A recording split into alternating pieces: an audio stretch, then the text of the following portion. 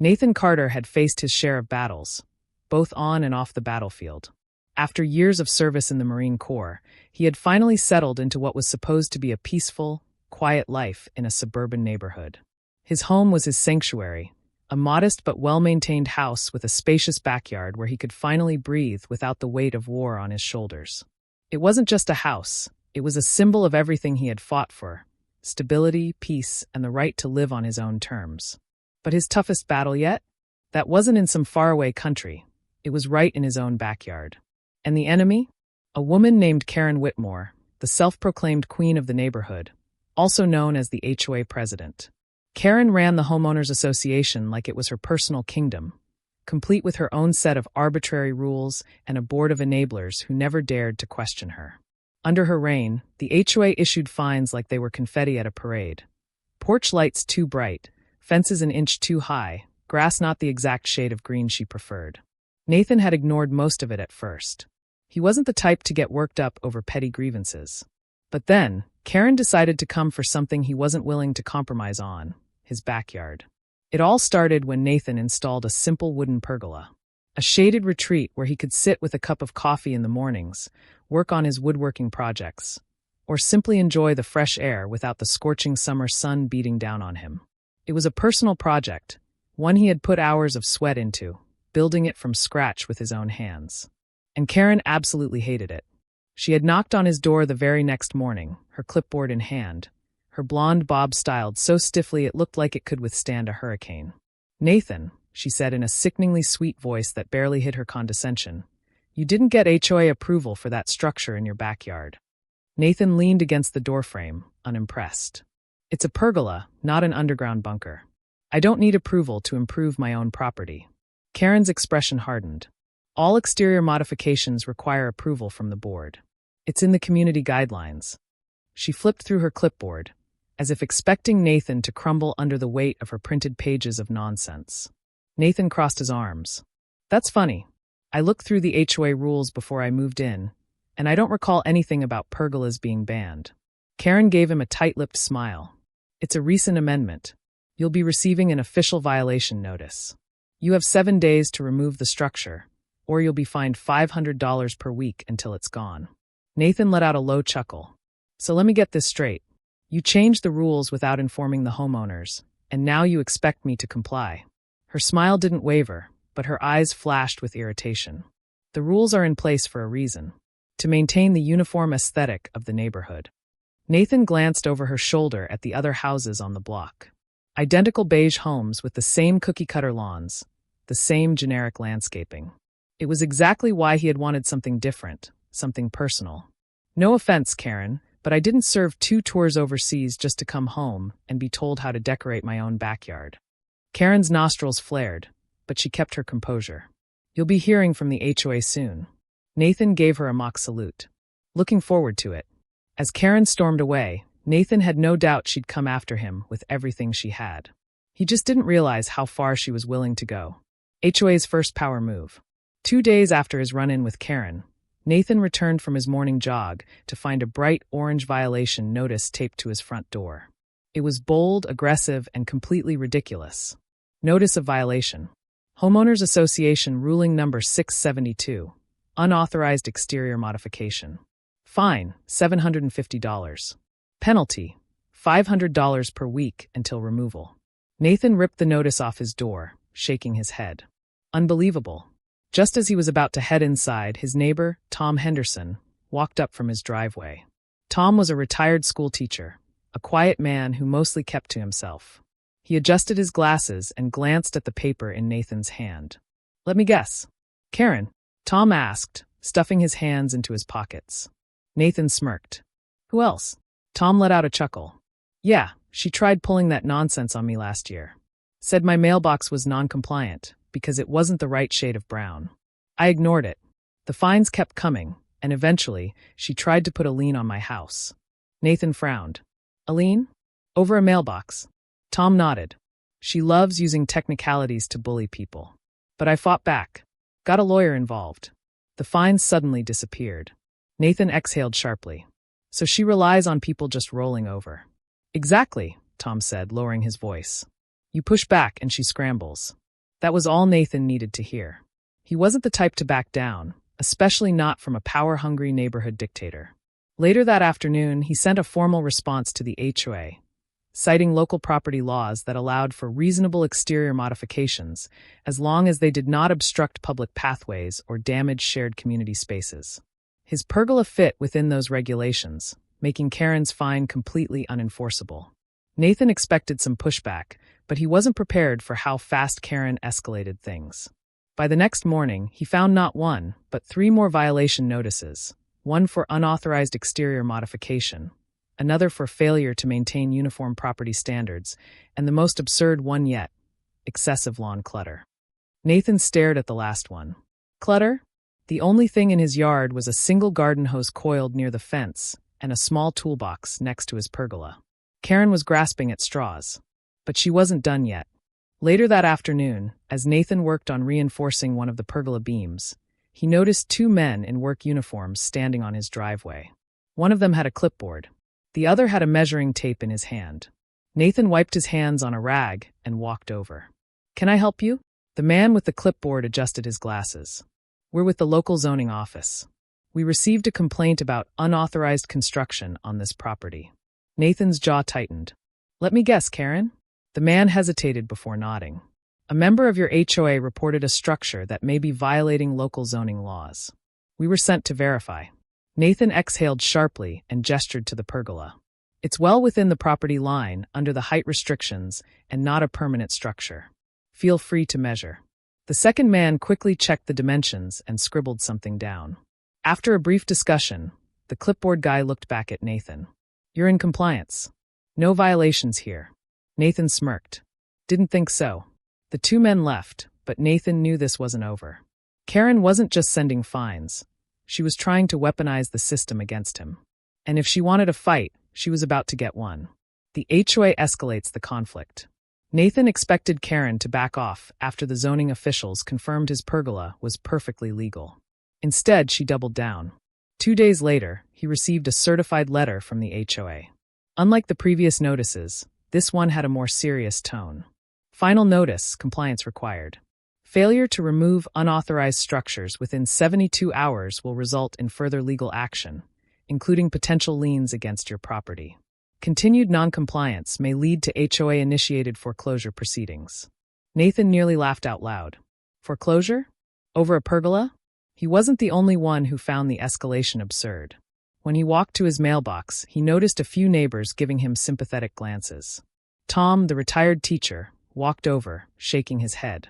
"She's really going after you, huh?" Tom said. Nathan folded the letter and stuffed it into his back pocket. "Yeah, and it looks like she's not stopping anytime soon." Tom leaned in, lowering his voice. "You should talk to Mrs. Alvarez. She's been here the longest and knows all the HOA's dirty little secrets." That piqued Nathan's interest. He thanked Tom and headed 2 houses down to Mrs. Alvarez's home. The elderly woman had lived in the neighborhood for over 20 years and was one of the few people who hadn't fallen under Karen's rule. She welcomed Nathan inside, handing him a cup of tea as they sat in her cozy living room. "I heard about what Karen's trying to do to you," she said, shaking her head. "That woman is a menace. She's been running the HOA for years like it's her own little empire." Nathan took a sip of tea. "Has she ever actually foreclosed on someone?" Mrs. Alvarez scoffed. "Not successfully. But she's threatened plenty of people. Most of them just pay the fines to make her go away." Nathan frowned. "And where does all that money go?" That was the real question. Mrs. Alvarez sighed. "That's the thing, no one knows. The HOA financial reports are vague at best. A lot of administrative fees and maintenance costs that never seem to result in actual improvements to the neighborhood." Nathan's military instincts kicked in. He had seen corruption before, and this reeked of it. "If I wanted to look into those finances, where would I start?" Nathan asked. Mrs. Alvarez smiled knowingly and pulled out a dusty binder from a cabinet. "I've been keeping my own records for years. You might find these interesting." Nathan flipped through the pages, his eyes narrowing at the numbers. Huge sums of money labeled as discretionary spending, but no real documentation on where it was going. HOA funds should have been used for community projects, landscaping, and upkeep. Instead, they were disappearing into vague categories. "This isn't just bad bookkeeping," Nathan muttered. "This looks like fraud." Mrs. Alvarez nodded. And if you can prove it, you might just bring her down. Nathan spent the next several hours making copies and highlighting key inconsistencies. The more he dug, the worse it got. Karen had been issuing fines left and right, and the HOA board members were either complicit or too afraid to challenge her. The next morning, Nathan decided it was time for a test. He drafted a formal request for a detailed breakdown of the HOA's financial records. Under the law, homeowners had the right to review HOA expenditures, but only if they knew to ask. He hand-delivered the request to Karen's doorstep. When she answered, she had that same smug expression, as if she had already won. "What now, Nathan?" she sighed dramatically. "I'm requesting access to the HOA's financial records," he said, holding out the document. "As per the governing bylaws, I'm entitled to review how the HOA funds are being spent." Karen's smile faltered for just a second. Then she quickly recovered. "Those records are confidential." Nathan arched an eyebrow. "No, they're not. Legally, any homeowner has the right to review them. So unless you have something to hide, I expect those documents by the end of the week." Karen's lips pressed into a thin line. "I don't appreciate being threatened."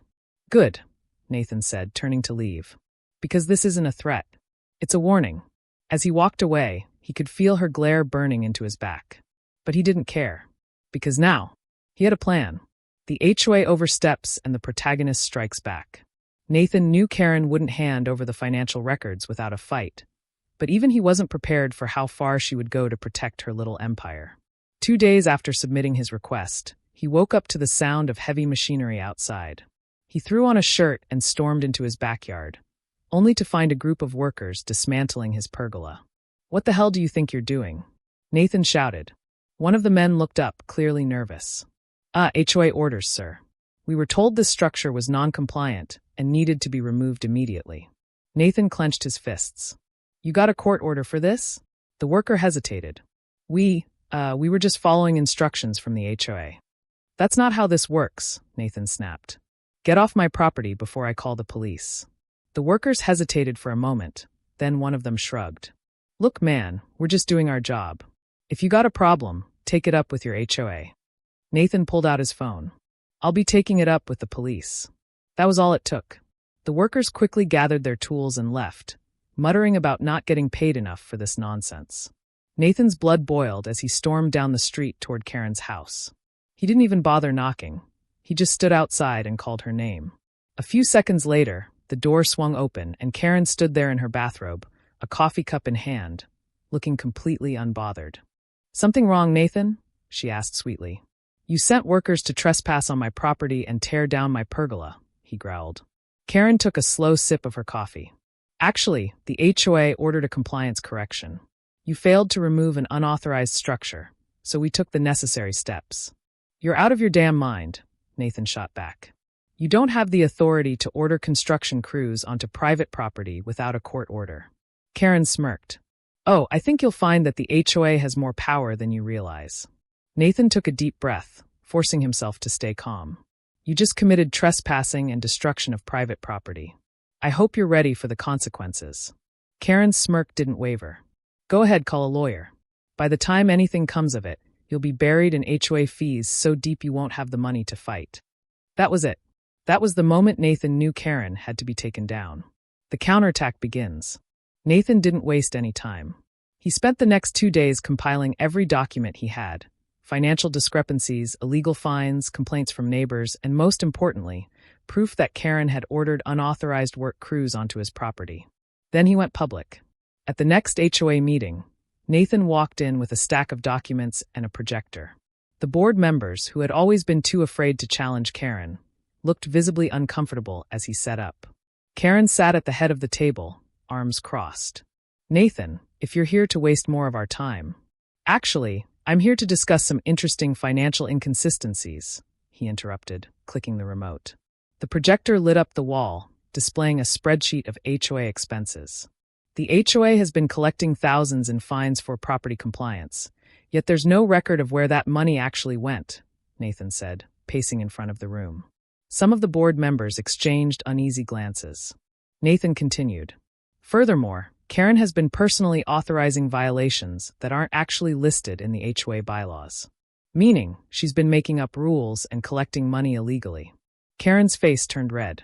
That's ridiculous. Nathan clicked to the next slide. A copy of the letter she had sent him threatening foreclosure over his pergola. And then there's this. An empty threat. The HOA cannot foreclose on a property without legal proceedings, which I verified with my attorney. Now the murmurs in the room grew louder. A couple of the board members nodded, as if finally realizing they'd been played. And last but not least, Nathan said, clicking again.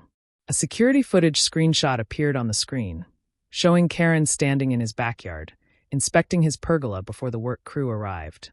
Karen's eyes widened. You personally trespassed on my property, Nathan said. And I have the footage to prove it. The room erupted. A few board members started whispering among themselves. One of them, a man named Greg, looked furious. Karen, is this true? Karen stood up abruptly. This is a smear campaign. He's twisting things. I don't think he is. Greg cut her off. I've been on this board for 5 years, and I've never once seen a breakdown of where our fines go. Another board member nodded. Yeah, and why are we fining people for things that aren't even in the bylaws? Karen's jaw tightened. This is an HOA matter, and as president, I have the final say. No, you don't, Nathan said.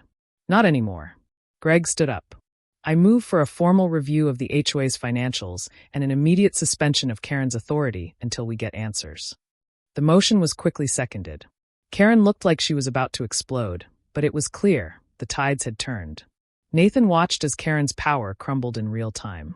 And the best part, this was just the beginning. Karen's final, desperate move. Nathan knew Karen wouldn't go down quietly. After the HOA board suspended her authority pending investigation, she vanished from public view for a few days. No morning walks, no clipboard patrols, just radio silence. But silence wasn't surrender. On the 4th day, Nathan returned home from a quick trip to the hardware store and immediately noticed something was off. His backyard gate was slightly open. His instincts kicked in. Slowly, he walked around the house, scanning the area. That's when he saw her. Karen crouched behind his shed, holding a notepad and a camera. For a split second, Nathan thought he was imagining things. But no, there she was in broad daylight, trespassing on his property. He took out his phone and hit record. Karen, I'd love to hear what exactly you're doing in my backyard. Karen jumped, fumbling with her notepad. Her eyes darted to the side, looking for an escape route. This isn't what it looks like. Oh, it looks like you're trespassing on my property, Nathan said calmly. Again, Karen straightened up, putting on her usual smug expression. I was conducting an inspection. Nathan raised an eyebrow.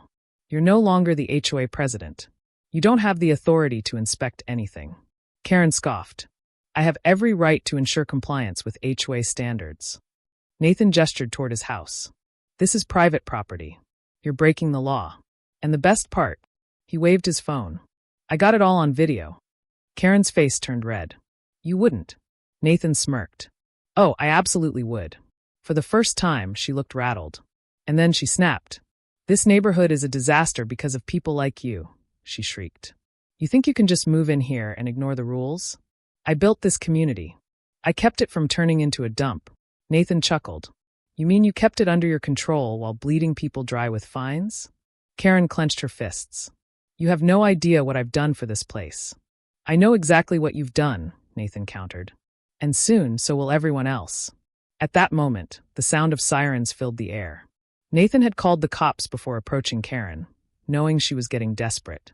Within moments, 2 uniformed officers pulled up to his driveway. Karen went pale. Sir, is this the individual you reported? One of the officers asked as they approached. Nathan nodded. Yep. She was trespassing, and I have video proof. Karen tried to recover. This is ridiculous. I'm the HOA president. I was conducting official business. The second officer exchanged a glance with his partner. Ma'am, you were removed from your position pending investigation. Karen's mouth opened and closed like a fish out of water. Not to mention, the first officer continued, even if you were still HOA president, you'd still need legal authority to enter someone's property. Nathan crossed his arms, watching Karen's world crumble. This is harassment, she screamed. He set me up. Nathan sighed. Karen, you did this to yourself. The officers didn't waste any more time. They informed Karen that she was being cited for trespassing and illegally attempting to enforce HOA rules she no longer had control over. Nathan couldn't help but enjoy the poetic justice as they led her away, still yelling about how unfair it all was. As she was placed in the patrol car, she turned toward Nathan with one final, venomous glare. "This isn't over." Nathan smirked. "Oh, I think it is."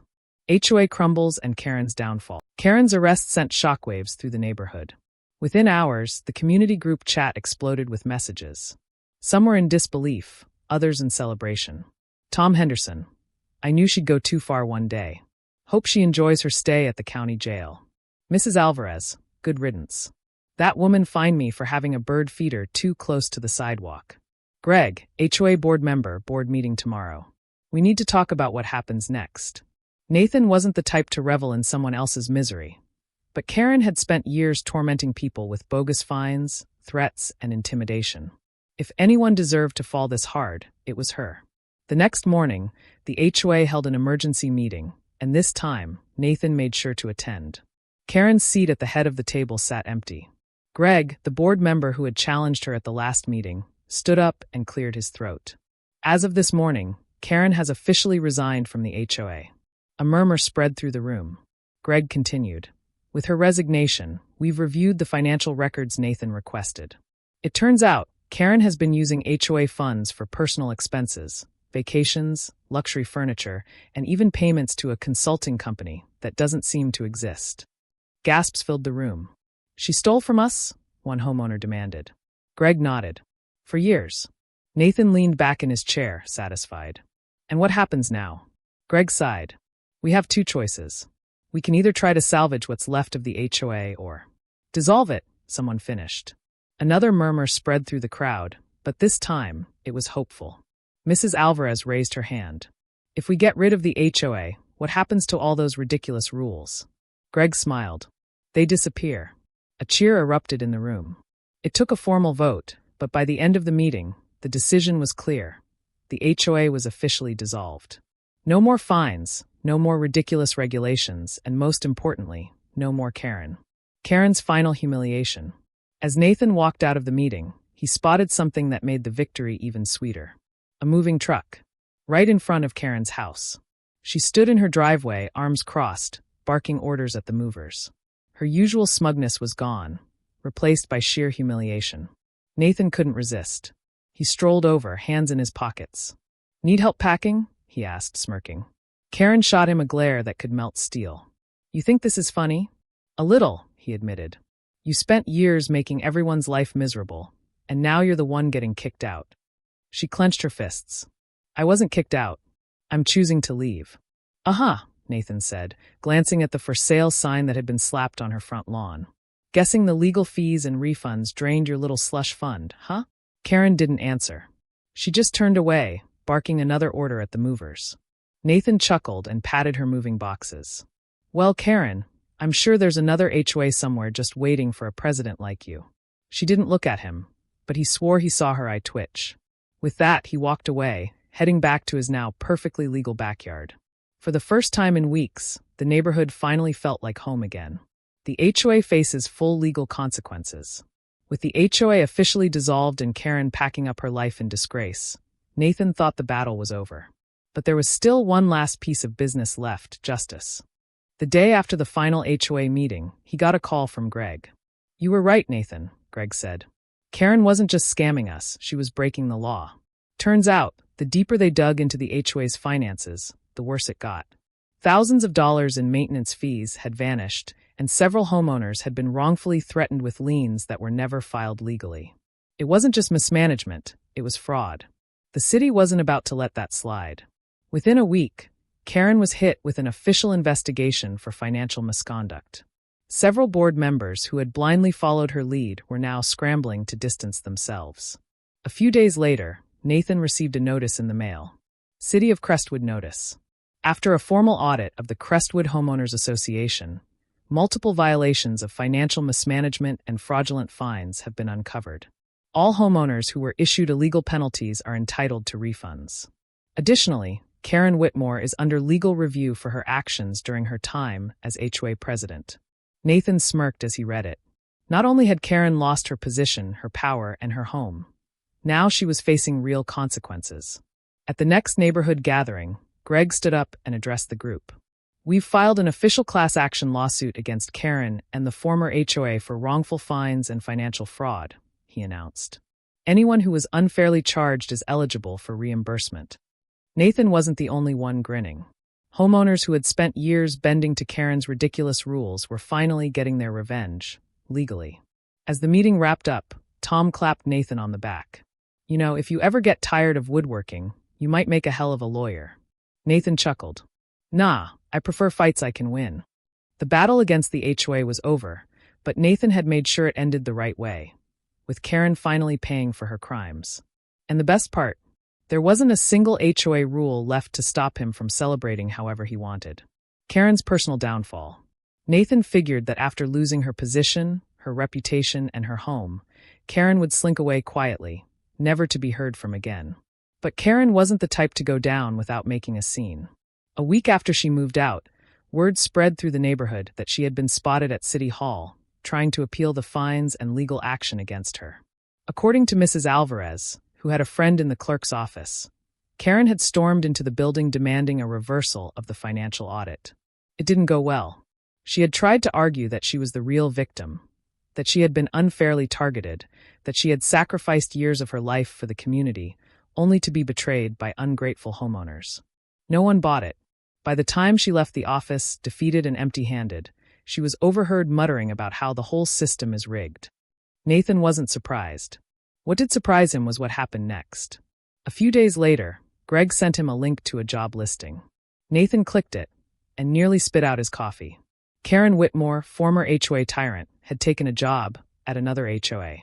The listing was for an HOA management company in a different town. Karen had apparently landed a position as a low-level compliance officer, the same kind of role she once thought was beneath her. No more dictating entire communities. No more ruling with an iron fist. Now, she was just another cog in someone else's system, forced to follow their rules instead of making her own. "Oh, the irony," Nathan muttered, shaking his head. He thought about paying her a visit just to see the look on her face, but in the end, he decided against it. Karen had already received the best punishment possible. She was trapped in a world of HOA rules and regulations, only this time, she wasn't the one in charge. And that was poetic justice. Epilogue and final mic drop. A month after Karen's downfall, the neighborhood had completely transformed. Without the HOA breathing down everyone's necks, people started making changes they had wanted for years. Tom finally repainted his mailbox whatever color he damn well pleased. Mrs. Alvarez put up an entire garden gnome village in her front yard, just because she could. And Nathan, he upgraded his pergola, added a fire pit, and even installed a small workshop in his backyard. No more Karen, no more bogus fines, just peace and freedom. One afternoon, as he was enjoying a cold beer on his newly improved deck, Tom strolled over and handed him a small slip of paper. Nathan raised an eyebrow. "What's this?" Tom smirked. "Your first official neighborhood violation." Nathan flipped it over. Scrawled in big, bold letters, it read, "Violation. Being too damn good at taking down power-hungry HOA presidents." Nathan burst out laughing. "Guess I'll have to appeal this one." Tom clinked his beer bottle against Nathan's. "Good luck. The new HOA president is really strict." Nathan shook his head. "No more HOAs. Ever." Tom grinned. "Exactly." As the sun set over the neighborhood, Nathan leaned back in his chair, fully at peace. The battle was over. The tyrant had fallen. And best of all, his backyard had never looked better.